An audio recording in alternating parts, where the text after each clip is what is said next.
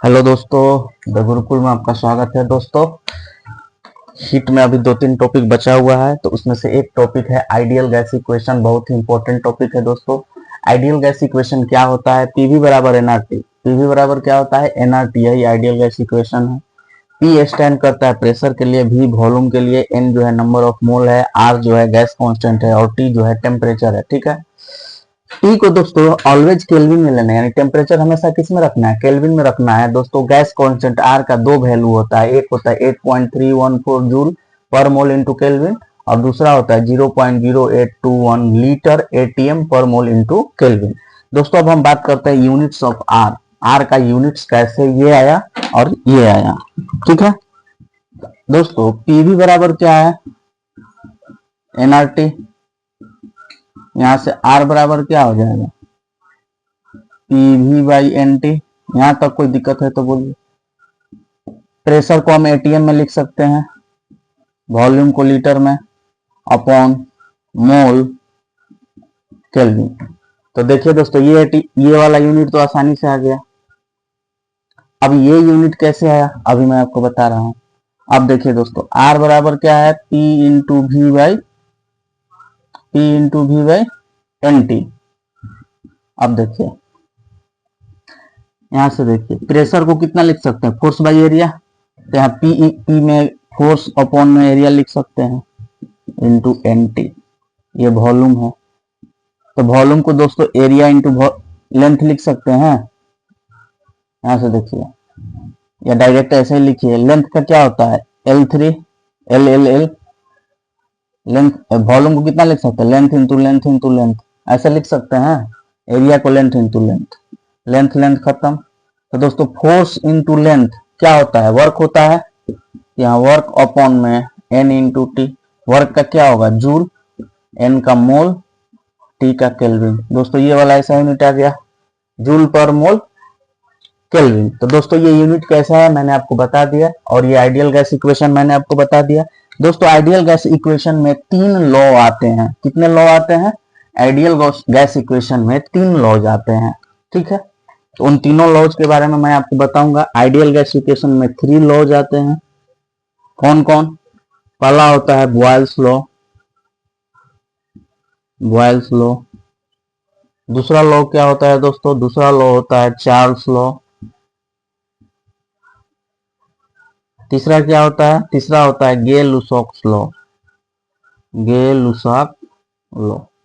तो दोस्तों, इन तीनों लॉ के बारे में अब हम एक एक करके पूरे डिटेल्स में पढ़ेंगे। हेलो दोस्तों, अब हम नेक्स्ट टॉपिक जो है हमारा बॉयल्स लॉ। बॉयल्स लॉ क्या है दोस्तों? बॉयल्स लॉ 1662 ईस्वी में किसने दिया? बॉयल नामक साइंटिस्ट ने दिया। उन्होंने क्या कहा कि किसी भी गैस के टेम्परेचर को हम यदि कांस्टेंट कर देते हैं तो प्रेशर और वॉल्यूम में जो रिलेशन होगा वो कैसा होगा? इनवर्सली रिलेशन होगा। ऐसा, यानी प्रेशर को इंक्रीज करेंगे तो वॉल्यूम डिक्रीज करेगा, वॉल्यूम को इंक्रीज करेंगे तो प्रेशर डिक्रीज करेगा, प्रेशर डिक्रीज कर देंगे तो वॉल्यूम इंक्रीज करेगा। इनवर्सली का रिलेशन यही होता है। ठीक है, तो दोस्तों बॉयल्स लॉ ने क्या कहा? Boyle's law states that for a fixed amount of gas at constant temperature. Main term यही है दोस्तों, टेम्परेचर कैसा होना चाहिए? Constant temperature, the pressure and volume are inversely proportional. ठीक है, पीवी बराबर एनआरटी हो गया दोस्तों। यहाँ पे देखिए, एन तो पहले से कांस्टेंट है, आर गैस कांस्टेंट, और टेम्परेचर को भी कांस्टेंट कर दिए, तो पीवी जो है हमारा पूरा पीवी बराबर क्या आ गया? कांस्टेंट आ गया यहाँ। तो पी इंटू वी बराबर के, बॉयल्स कांस्टेंट हो गया। ठीक है, और पी और वी में रिलेशन कैसा हो गया? इनवर्सली रिलेशन हो गया। यहां तक दिक्कत है तो बोलिए। ठीक है, यहां से हम P1 by P2 equals to 1 upon V1 by V2 लिख सकते हैं। ये V2 ऊपर जाएगा। ठीक है दोस्तों, तो यहां से P1 into V1 equals to P2 into V2, ये आ गया। P1 into V1 equal to P2 into V2। अब बात करते हैं दोस्तों, बॉयल्स लॉ किस प्रोसेस में काम करता है? तो बॉयल्स लॉ जो है आइसोथर्मल प्रोसेस पे काम करता है। किस प्रोसेस पे काम करता है? आइसोथर्मल प्रोसेस पे। आइसोथर्मल प्रोसेस क्या होता है?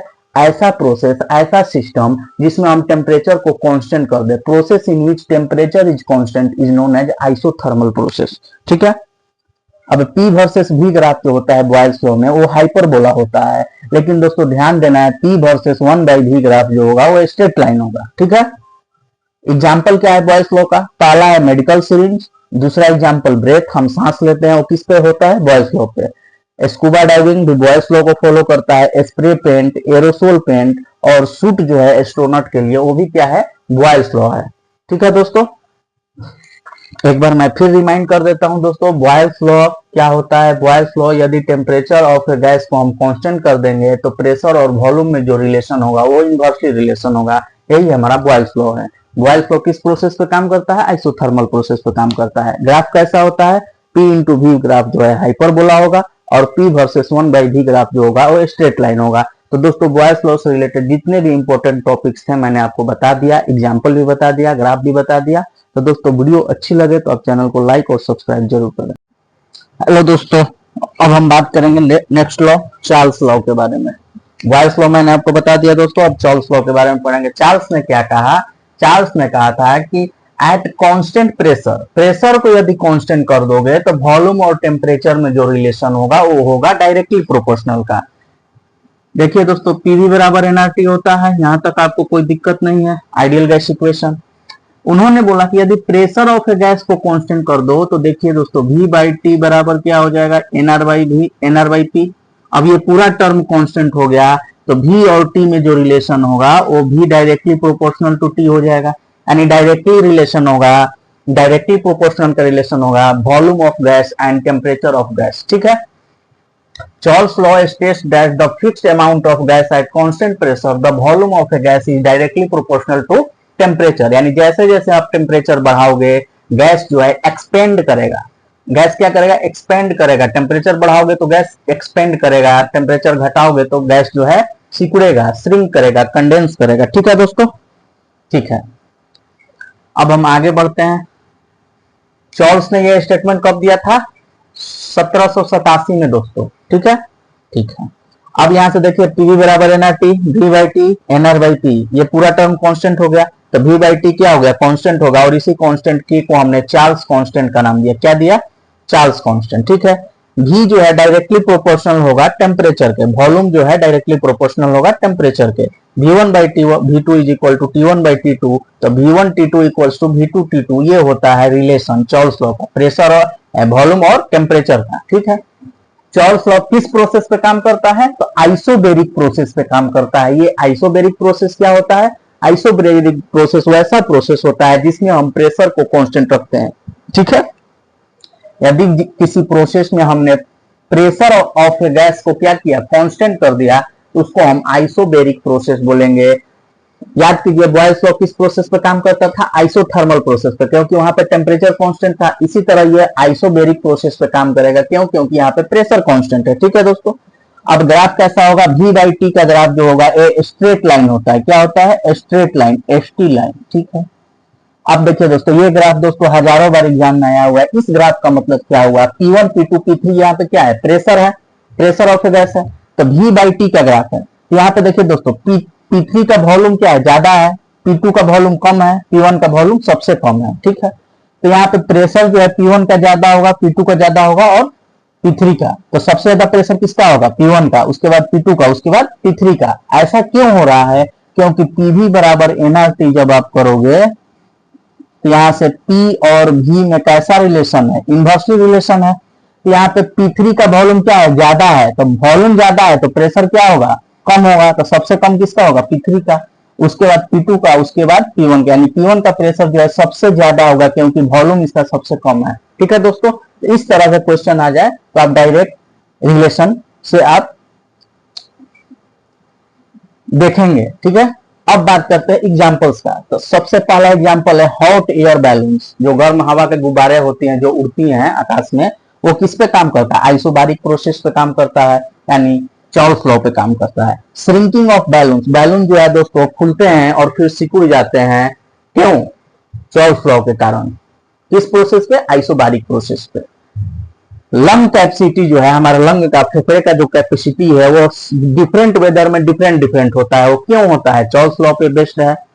Car tyre pressure, car tyre का जो प्रेशर है वो दोस्तों चेंज होता है सीजन के साथ। ठीक है दोस्तों, तो चार्ल्स लॉ से रिलेटेड जितने भी इंपॉर्टेंट क्वेश्चंस थे, ग्राफ्स थे और जो भी फॉर्मूला वगैरह था दोस्तों मैंने आपको बता दिया। अगर वीडियो अच्छी लगे तो आप चैनल को लाइक और सब्सक्राइब हेलो दोस्तों, अब हम बात करेंगे गै-लुसैक्स लॉ। गै-लुसैक्स ने क्या बोला, 1802 में इन्होंने अपना लॉ दिया। इन्होंने बोला कि यदि हम वॉल्यूम को कांस्टेंट कर देंगे तो प्रेशर जो है हमारा टेम्परेचर के डायरेक्टली प्रोपोर्शनल होगा।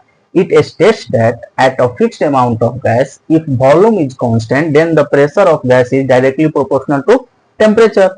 बॉयल्स ने क्या बोला था दोस्तों, बॉयल्स ने बोला टेम्परेचर कांस्टेंट कर दो, चार्ल्स ने बोला प्रेशर कांस्टेंट कर दो, और गै-लुसैक्स ने बोला वॉल्यूम कांस्टेंट कर दो। ठीक है, ठीक है।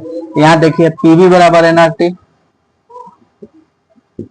अब यहां से देखिए क्या बोला था इन्होंने वॉल्यूम कांस्टेंट करने के लिए, तो P by T equals to NR by P, NR by क्या हो जाएगा V। ये पूरा टर्म कांस्टेंट हो गया, ये पूरा टर्म कांस्टेंट हो गया, तो यहां से P जो है डायरेक्टली प्रोपोर्शनल टू T आ गया, P directly proportional to T। यहां से P by T equals to K constant, जिसको हम गै-लुसैक्स कांस्टेंट बोलेंगे। P directly proportional to T हो गया, P1 by P2 equals to T1 by T2। यहां से P1 T2 equals to P2 P1। ये हमारा क्या आ गया, गै-लुसैक्स इक्वेशन आ गया। यही इक्वेशन से हम प्रॉब्लम को सॉल्व करेंगे। ठीक है दोस्तों, अब हम बात करते हैं कि गै-लुसैक्स लॉ किस प्रोसेस पे काम करते हैं। तो सबसे पहले मैंने क्या बोला था, बॉयल्स लॉ, ये आइसोथर्मल प्रोसेस पे काम कर रहा था दोस्तों, क्योंकि टेम्परेचर कांस्टेंट था। चार्ल्स लॉ में प्रेशर कांस्टेंट था, तो ये आइसोबारिक पे काम कर रहा था। गै-लुसैक्स लॉ में वॉल्यूम कांस्टेंट है, तो ये जो है आइसोकोरिक प्रोसेस पे काम करेगा। किस प्रोसेस पे काम करेगा, आइसोकोरिक प्रोसेस पे। प्रोसेस जिसमें वॉल्यूम कांस्टेंट हो उसी को हम आइसोकोरिक प्रोसेस बोलते हैं।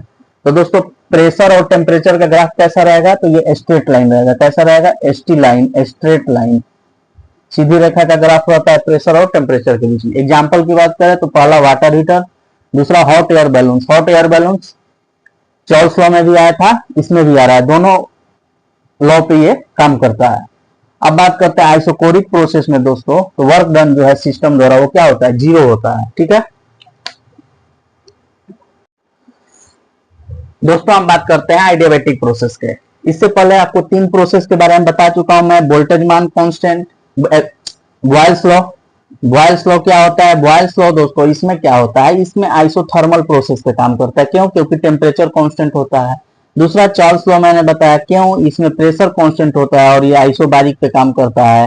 तीसरा गै-लुसैक्स लॉ बताया, इसमें वॉल्यूम कांस्टेंट होता है और ये आइसोकोरिक प्रोसेस पे काम करता है। अब एक और प्रोसेस है आइडियाबैटिक प्रोसेस। आइडियाबैटिक प्रोसेस क्या है, in adiabatic process exchange of heat between system and surrounding, system और सराउंडिंग के बीच जो हीट का एक्सचेंज है वो क्या होता है, जीरो होता है। वैसे प्रोसेस को हम आइडियाबैटिक प्रोसेस कहते हैं। बर्निंग ऑफ टायर, थर्मस और प्रोपेगेशन ऑफ साउंड जो है ये इंपॉर्टेंट एग्जांपल्स हैं, ये क्वेश्चन एग्जाम में आएंगे। एवरेज काइनेटिक एनर्जी क्या होता है आइडियल गैस का, E बराबर होता है 3/2 इंटू केबी इंटू टी। केबी क्या है, वोल्टेजमान कांस्टेंट है, इसका ऐसा यूनिट जूल पर केल्विन होगा। कैसे होगा, केबी है, टेम्परेचर इधर आ जाएगा, एनर्जी का जूल, टेम्परेचर का केल्विन। ठीक है, टी टेम्परेचर है, ये टेम्परेचर हमेशा केल्विन में लेना है। तो दोस्तों अब इससे रिलेटेड हम क्वेश्चंस देखेंगे। दोस्तों हमारा क्वेश्चन है एवरेज काइनेटिक एनर्जी निकालना है। क्वेश्चन क्या है, what will be the average kinetic energy per molecule in SI unit for ideal gas at temperature of T बराबर 25 डिग्री सेल्सियस। तो टी को कैसा लेना है, हमेशा केल्विन में लेना है। तो 25 में 273 ऐड करेंगे तो ये हो जाएगा 298 केल्विन। यहां तक दिक्कत है दोस्तों। अब हम बात करते हैं एवरेज काइनेटिक एनर्जी। फॉर्मूला क्या होता है, 3/2 इंटू केबी इंटू टी, ये फॉर्मूला होता है। अब एवरेज काइनेटिक एनर्जी निकालना है, आसानी से हम निकाल देंगे। क्या होगा, 3/2, के का वैल्यू यहां से देखिए दोस्तों 1.38 इंटू 10⁻⁻23 जूल पर केल्विन इंटू टेम्परेचर कितना है 298 केल्विन। तो केल्विन से केल्विन खत्म हो जाएगा दोस्तों। अब क्या हो जाएगा, 3/2 इंटू 1.38 इंटू 10⁻⁻23 इंटू 298 जूल। ठीक है, ठीक है दोस्तों, इसको हम पूरा सॉल्व करेंगे दोस्तों, तो ये आएगा 6.17 इंटू 10⁻⁻21 जूल। ये हमारा फाइनल